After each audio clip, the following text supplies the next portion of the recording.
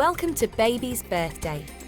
Each show joins a mum-to-be and counts down to the birth of their baby, revealing all the drama, laughter and tears involved in giving birth.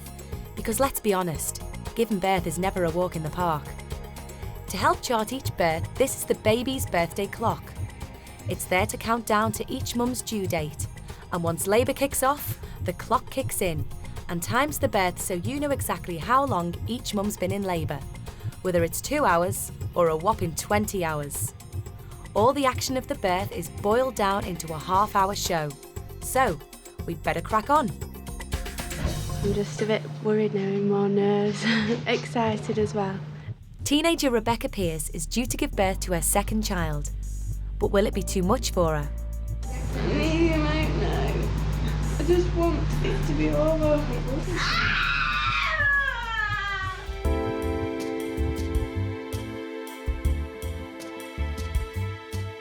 Meet 19-year-old Rebecca Pierce and her partner of 12 months, 24-year-old Daniel Smith. They're expecting a baby in 10 days' time and can't wait. A bit impatient really, I'm sick of the wait a bit, waiting for him to come, but... What do you want to draw, sweetheart? Pepper. Pepper. Rebecca is already mum to 3-year-old Chantel, who she had when she was 16. You're going to draw a nice picture of your baby brother for Mummy? It was quite hard having her at a young age, but never regretted it. Wow. She's 3 now. I obviously had her when I was 16, so I was quite young. I was doing my GCSEs at the same time. Being pregnant when you've already got one, it is a lot more tiring. Being in full-time college and looking after my little girl as well, it's a lot more tiring. Pink, good girl. It's funny like that. Will you sort me out, Dad? Of course I will. There you go, it's all done now. Although loving being stepdad to Chantel, Danny is excited about the birth of his first child. Wow, it's crashed. I did always want to be a father. I just enjoy being around kids really. Especially now I've grown up a bit more and I get on brilliant with Chantel. She's a little gem. She's always making me laugh and smile. It's brilliant. However, the pregnancy hasn't always been plain sailing. First I was told I had a low-lying placenta, so I've had to have an extra scan and I've had on and off bleeding all the way through. So it's been a bit emotional really, having to keep going in and out of hospital and worrying. She's had her ups and downs though. I mean, at the beginning, she was a bit stressed and she didn't want to come near me at all. She rejected me, but we got through that, worked through it, and everything's been fine since then on. I've enjoyed it. Hello. With the arrival imminent, Rebecca enlists the help of her mum, who will also be at the birth for final preparations. It's an help having my mum, but be able to help me with things. Like the Moses basket she set up for me before, that's why I need her to do it again really. It's not the first time Rebecca's mum has helped out. She was the one who brought them together. And seeing you out with your mum, I don't know, you had her friends coming over to me, telling me that she liked me and all this stuff. And then we ended up talking, and then a week later we ended up going out on a date. But originally he knew my family, and my mum kept saying, oh, you should meet my daughter, didn't she? Yeah. Rebecca's got all the support she needs, but there's still a few things she needs to straighten. You thought about when it's going to go? I'm going to have to move some of her toys, really. Feels quite weird knowing that I'll be bringing a little baby home this week, hopefully. So. If you don't go over. No. It's 8 a.m. and 11 days past Rebecca's due date, and she and partner Danny have come to hospital to be induced, a prospect she's not looking forward to. Feeling quite nervous. Don't know what to expect really, and I'm just a bit worried now, and more nerves. Excited as well, and relieved. Feeling very nervous myself. I just can't wait to be holding my son and that, and everything done with. It's been a long way. Rebecca's given an internal exam to assess how ready the cervix is for labour. If there's no change, she will be given a prostine gel, which is a hormone, behind the cervix to soften the area. Then she'll have a 6-hour wait until she can be re-examined.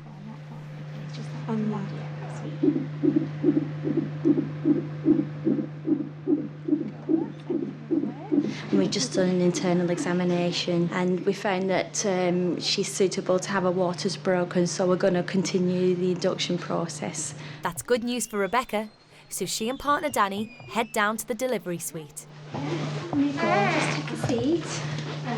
So just pop on the bed, we'll come and bring you some water, and you want to use the loo, it's just the toilet's just in there, okay? Yeah. So I'll hand over to the midwives and someone will come in and see. Okay, somebody will be back with you in a little while, so good luck to you, and we'll see you soon. Okay, we'll see you back on the ward. Okay.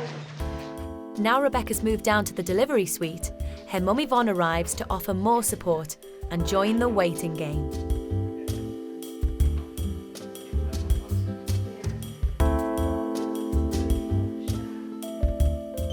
After a 2-hour wait, Rebecca, Danny and Mum decide to peruse the hospital to try and get things moving.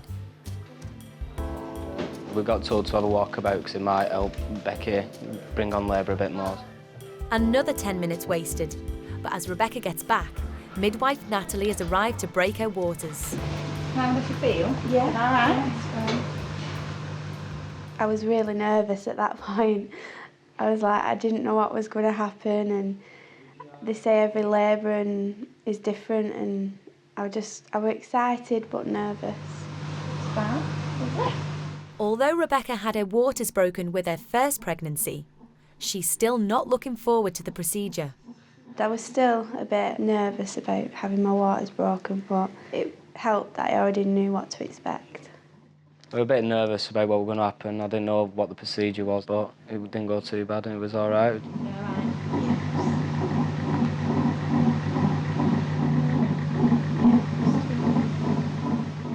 The midwife uses an amni hook to break Rebecca's waters, which is a plastic instrument designed to rupture the amniotic membrane with minimal risk of trauma to fetus or mother.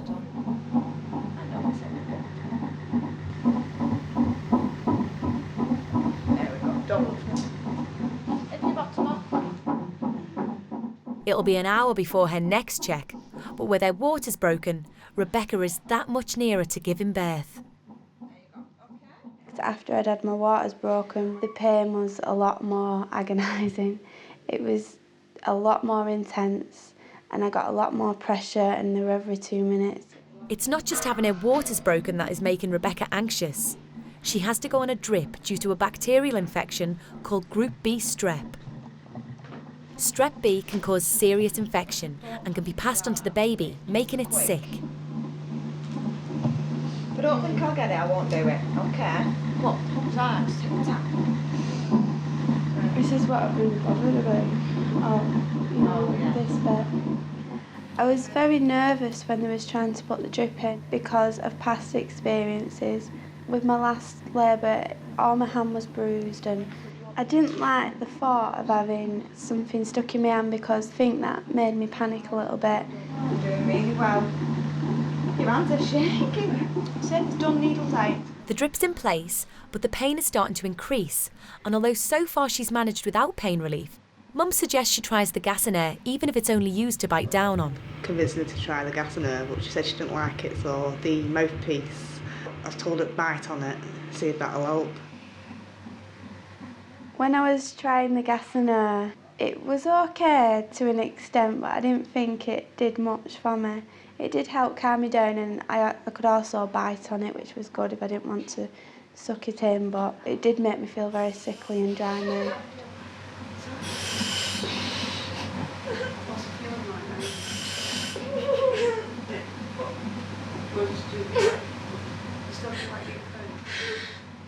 It is very difficult to see a loved one in pain. I really felt for her. I put a tear in my eye seeing her like that. I didn't like seeing her that way, but... With the gas and air making her dizzy, Rebecca's thoughts turn to alternative pain relief. I don't want where would the pethidine be injected? I give it in the bum. I think it hurts less in the bum.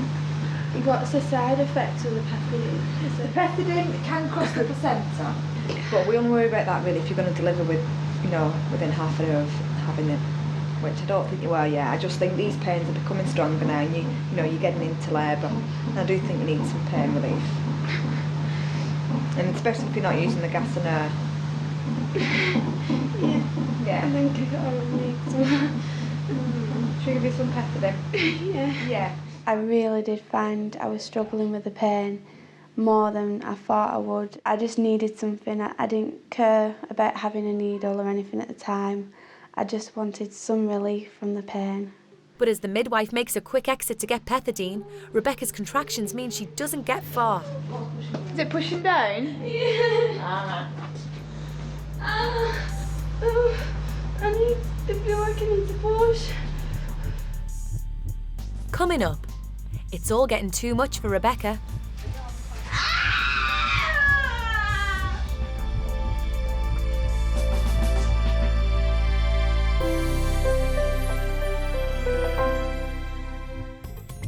Welcome back to Baby's Birthday. Rebecca Pearce and partner Danny are expecting a baby boy. After having her waters broken, Rebecca is in need of pethidine as she feels the need to push. With each contraction I could feel pressure going down, like I needed to start pushing soon. I was really worried about that because I didn't know how far dilated I was or whether I was actually ready. Another examination shows Rebecca is 5 to 6 centimetres dilated, and with the pain unbearable, she's given a shot of pethidine. Come on, wiggle your toes for me. Well done, well done. Okay, still on. That's it, well done. That's it, well done. I'll turtle settle. I might know. I just want it to be over. It will be soon. The pain's unbearable. You're doing well. You're doing well, I can't cope with it. I need some more though, I'm serious, Mum. When the pains got really bad and she was pleading with me, please give me something, please Mum, please help me. It like dead emotional then because one of my little girls pain and there's nothing you can do and you'd love for it taken away, but I started now thinking about it. No, really, no. I know, but it's only just kicking. Well, I need some more. I should have an epidural. Becky were asking for an epidural and it's one thing that she really didn't want, so I knew that she must have been in some pain to be asking for that. Really wasn't keen on the epidural and that was the last thing I wanted, but when I was actually in labour I just didn't care. I just really didn't care. I just wanted some pain relief from it.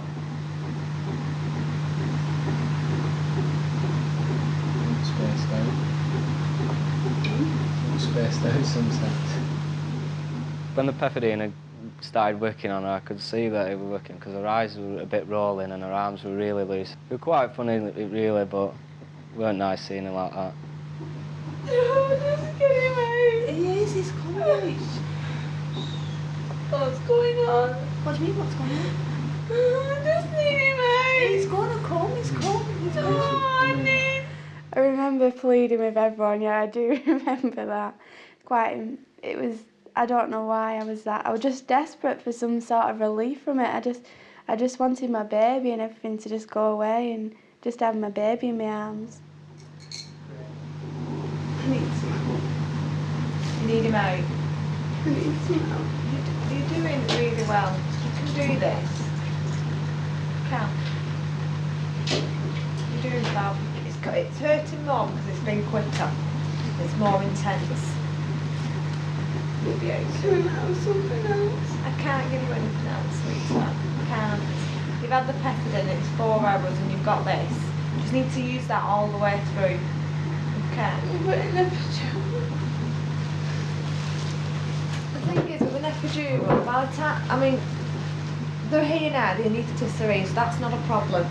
But they come in, it takes about half an hour to do, then about half an hour, 20 minutes to half an hour to work. I know you can. I mean, I can go and ask them for you, no problem. But but I think you'll do it. Just please stop the pain. I know. I wish I could. Go on. Breathe all the way through. That's it, now keep going. That's it. Keep going.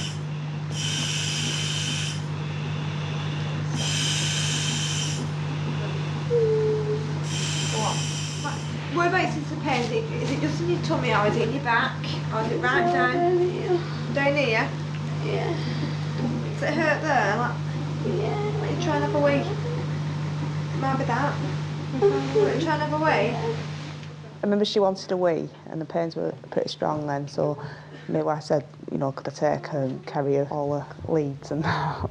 So I took her to the toilet, she had a wee, and then we'd just come out at the toilet door and she just let out this big scream and I thought her head was going to turn around like something off Exorcist.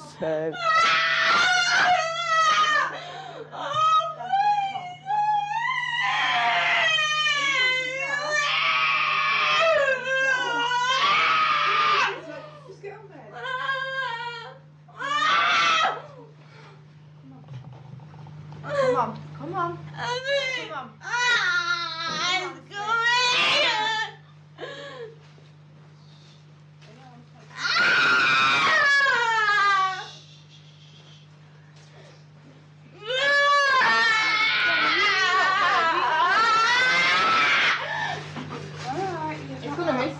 I got a message just before the baby were born that someone was waiting at me at the central delivery doors because they had my tax disc in my car.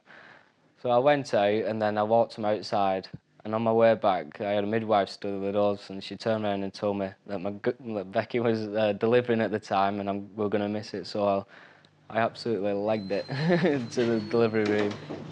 Just press that red line on the wall. No, top one. And then we're just going to press the wall.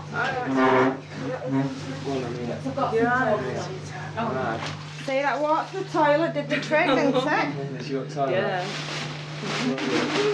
I'm not bothered about you missing it then. Oh, sorry. It was so quick. I felt being in the position of holding on to the bed was a lot better, and I think the midwives encouraged me to go into that position, but it actually felt better and I could grip the bed then. Could grip on tight.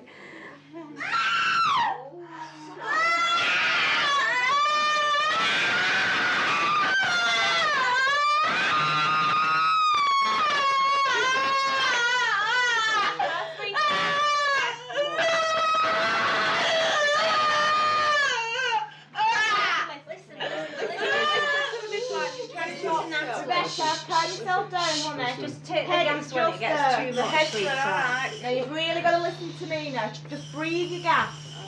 Breathe your gas. Let it come. With a little encouragement from Rebecca's mum, Danny has a look at his son's head. I could see a partner, Danny, trying to have a look, so I said, go and have a look. So I took, held her hand and that, and he went and had a look. And it's a nice thing for it, isn't it? I'm just going to put the bed up. And I went back to Becky and told her that he was on his way and I could see him, and that's what it really touched me then. Right, just keep doing that with your gas, what you were doing. Just let him come. Keep going on your gas, keep breathing like that. Little put that, go on. Little push for me. Little push. Oh, there we go. Superstar. Heads out. Yeah. Well done. No, you're alright. No, it's me got stuck. When your next pain comes, you give me a big push. Can you see him? Oh. Here he is. Go on. Go on, Rebecca. Push, hurry up. Come on, sweetheart, push. He's out, he's here. Oh, he's here, sweetheart. It's a chunky one. Rebecca may have been waiting for most of the day, but baby Cole arrives after 3 hours and 34 minutes of labour. I remember when he'd come out, Danny coming over to me and saying, oh, he's here, and it just made me feel so much better, and any minute now I'd have my baby in my arms and it'd just be all over and I can give him a cuddle, and I felt quite overwhelmed at that point.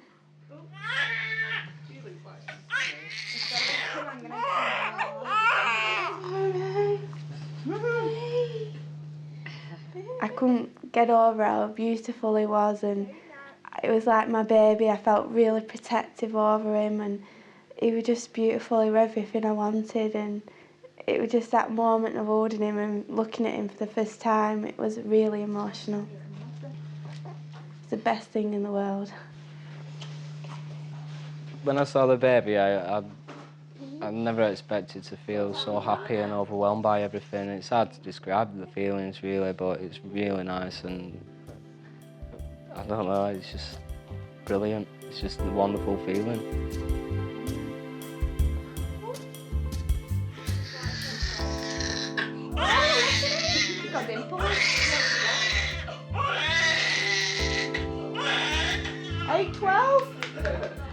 I think Danny was over the moon with it all. He was a big help, and I think he really was emotional, and we were just both emotional, and we were just looking at this little baby, and it was a really lovely moment that I'd like to treasure forever. It was lovely.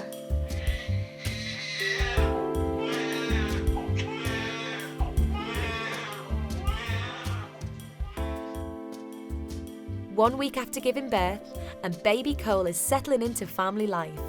Chantal's been brilliant around Cole. She loves him to bits. She's always kissing him and cuddling him and holding his hand, always wanting to be involved with a little star. It's lovely having a girl and a boy. It's what I wanted, really. I wouldn't have minded if it was a girl, but it's nice to have one of each. 11 days overdue, and having to have her waters broken, it took Rebecca 3 hours and 34 minutes to give birth to her beautiful baby son, Cole. I love Rebecca more than anything. Give me two brilliant children now, and I couldn't ask for anything more of her.